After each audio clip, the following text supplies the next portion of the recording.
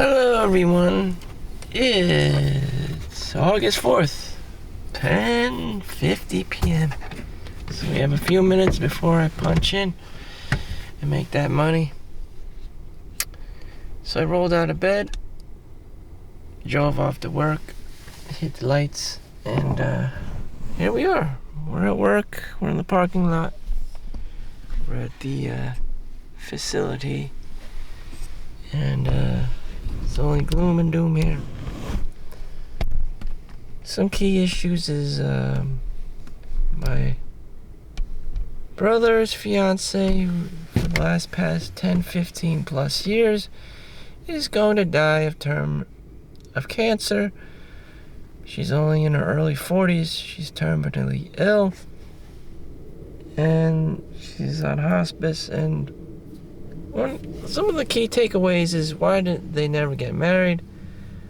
If you live long enough, I think it's only like 3 or 6 months in New Jersey, you get a civil union or something, or it always favors the girl, and in the event that someone's trying to evict or throw out the other person, in his case, she's a very low-key person, and she's a pharmacist, and she's well worth.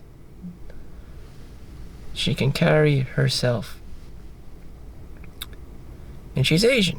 She's Chinese. She's very good with the paperwork. Everything else, fun, -1. Sex, probably -1. All her other qualities are pretty shitty. But she is a pharmacist, and she does make money. So, in his case, in his scenario, should he have gotten married? Now he's just desperate to get married so that the state doesn't try to take all the money for themselves, which has happened before.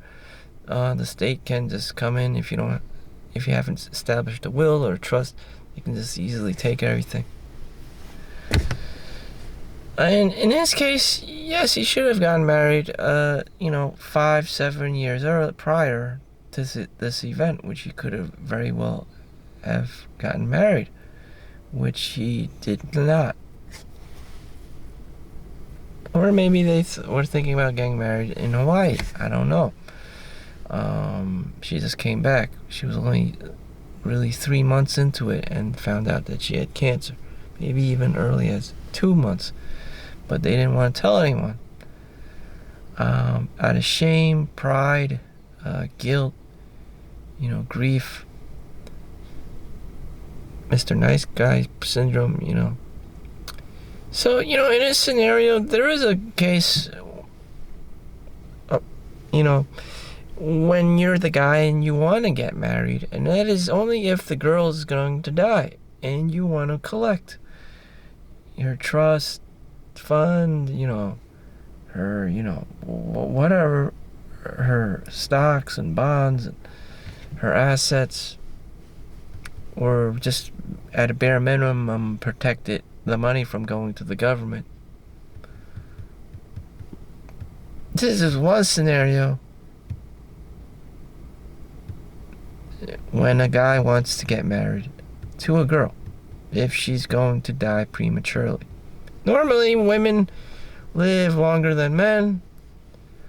I would not want to live that long, seeing what life is actually like. Some people just melt in their wheelchair. Some people just, get diabetes. It's not nice. It's not nice.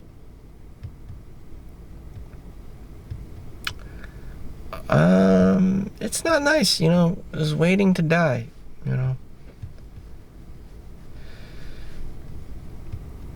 So no, that is not a good thing, Prolonging life isn't really a realistic thing for most people. You would want to die.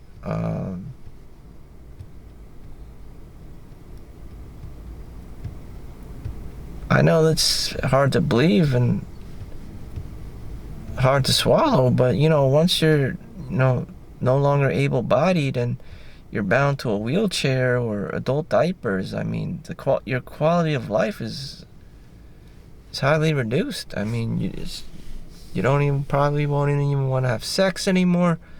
You're incontinent, or you have diarrhea or bowel obstruction. It's just, and they put you with the other old people in the nursing home section. It's just like, this ain't cool.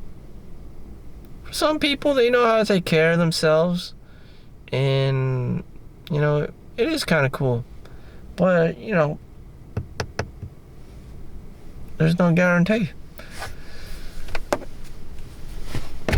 My grandma died not too long ago, maybe 2020, during COVID.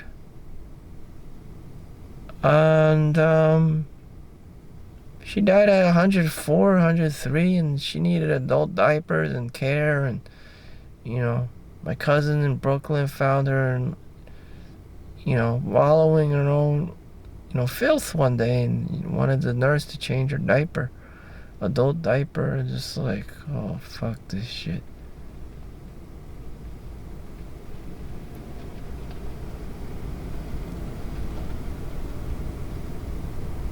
Are there like healthy old people? Yes, but not too many of them. Highly functional old people. Anyways, back to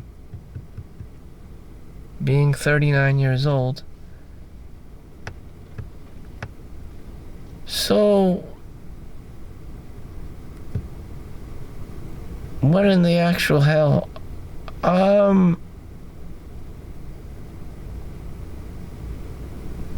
Inflation. Since COVID happened, instead of needing one job, you probably need two jobs. Instead of working one job, 40 hours a week, you probably have to work the same 40 hours a week, and then overtime just to have whatever you were having regularly before COVID. So, no one's happy, And damn.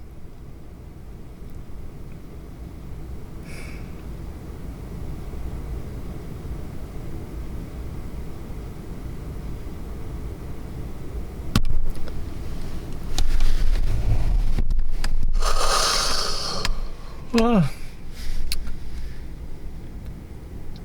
just trying to think of realistic ways of helping someone who's young, someone watching this, I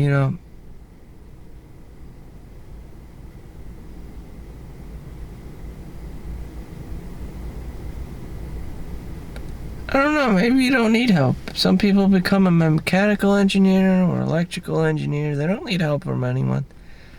They're very intelligent all by themselves, and I would like to learn from them, actually. Someone who's more logical.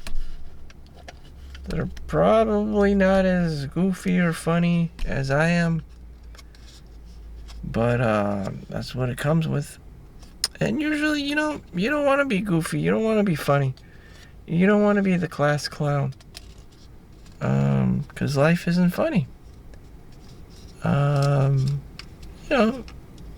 If it came down to it, a girl would probably be marrying the guy who's stern and mean looking, and but ultimately she'll end up with him. She's not gonna end up with the cute funny guy. He just doesn't have his shit together.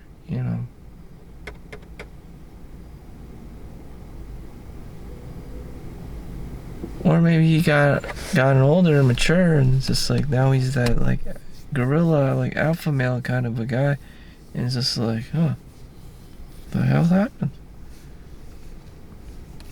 Why does everyone have all this body hair, this facial hair? Why do I have Peter Pan syndrome? You may wonder.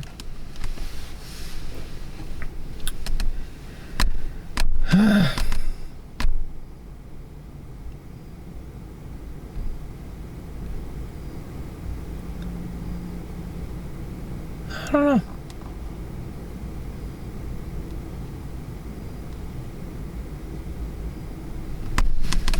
What I do know is life is fucked up.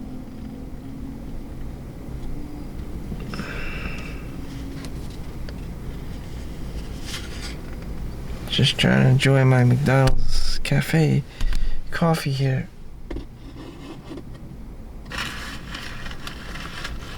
My motivation to go into work isn't as strong. I'm not being paid overtime. I'm just working my regular 40 hours. Contributing 8 of my 40 hours a week.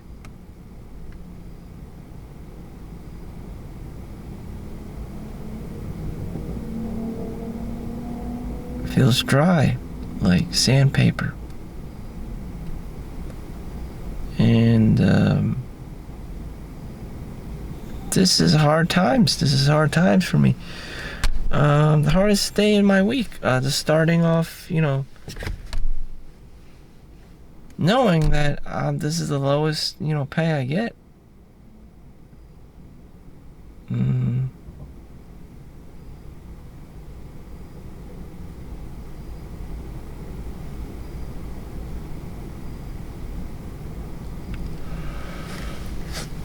So they ask you, like, tell you, be an entrepreneur.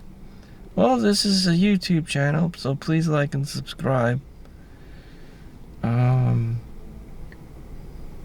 I have been playing a little bit too much video games at work. Well,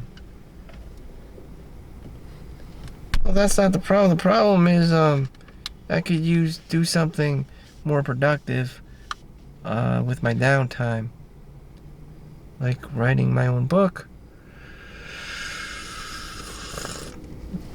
I'm already vlogging, writing my own book. I don't know. I've seen normal people write their own book before, and a lot of it is, marketing. Their worries are, did they market correctly?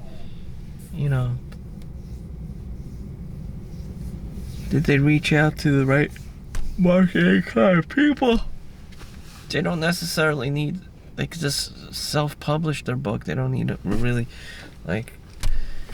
old school, book publisher back in the day. Like back in the day, you could just self-publish books. But then, what you do need is someone to help you sell your book.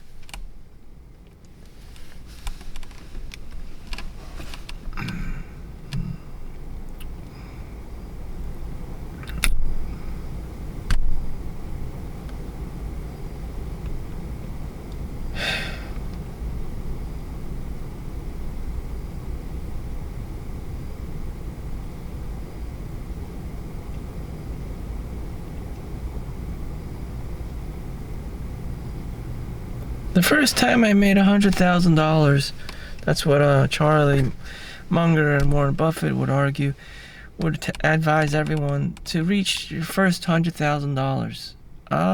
I did that with my first mobile X-ray job. So I did X-rays for nursing homes in the year 2015, 2016. 2 full years of working, just like this, in a creeper van. And that time has passed. I did the work. That was the first time I made my first $100,000. So I knew I could do it. But that's not the problem. The problem is you have to keep doing it. And the first time you do it is the hardest part. coming to the realization that you have to do it again and again and again is a shitstorm within itself. So between 2 and 3 years, I can hit up $100,000.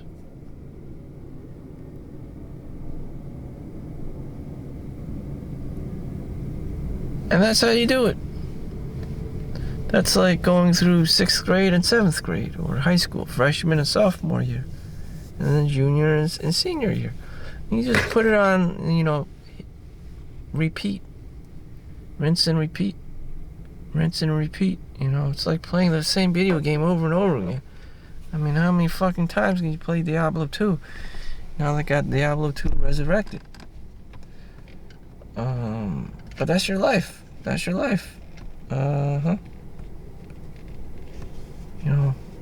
How many times can you go to the club?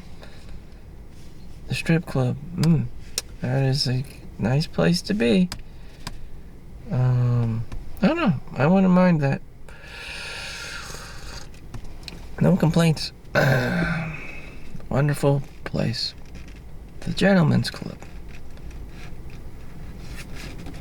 Having to deal with actual women outside the club, there are lots of complaints. The voice, the nagging voice, the Karening, Debbie Downer, negative Nancy's. It's just the naysayer behind every corner. No one wants to deal with that shit. And even Karen doesn't even know why she's like that. She just knows that it's her job to annoy everyone. She may be the mother, she may be the mother-in-law, she may be the sister. She's just naturally annoying. Trying to stick her finger up your ass. That's just what she does. The Karening. She herself is a victim of herself. It's just, that's what the mother-in-law does. And everyone's like, you need to mind your own business. That's what she does. She sticks her finger up your ass and then blames you for sexual harassment. Because she's the victim. She's Karen. She's entitled. She has double standards. She's holier than thou. She's this figure in life that apparently the rules, she's above them. I don't know. Good news. Okay, good news. Good news. Well, I have this car. I gotta get a new car next month. Which car should I get? A Toyota Corolla. I already know my asshole self. I don't need something big. No matter how cool it is, like a Toyota RAV4 or a Honda CR-V, unless I'm sleeping in it. Unless I want to be the guy doing YouTube videos about sleeping in his car.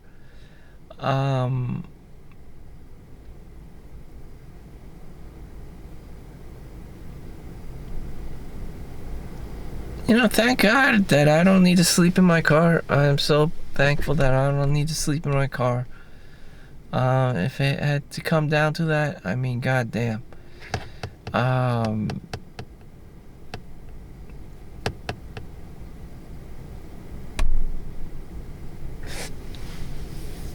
mean, if you gotta do that shit, you gotta do that shit. I mean, damn.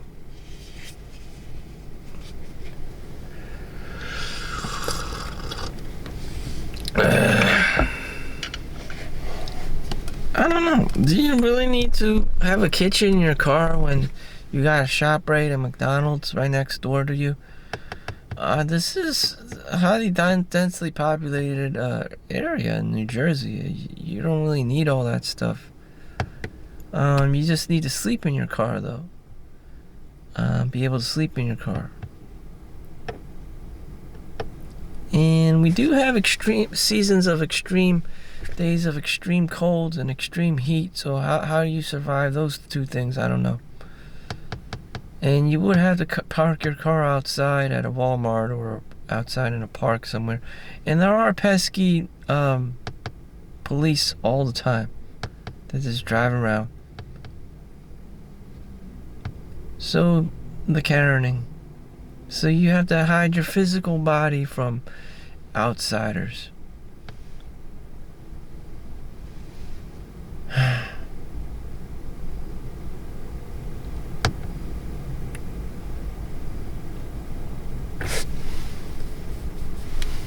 But whatever. Anything else?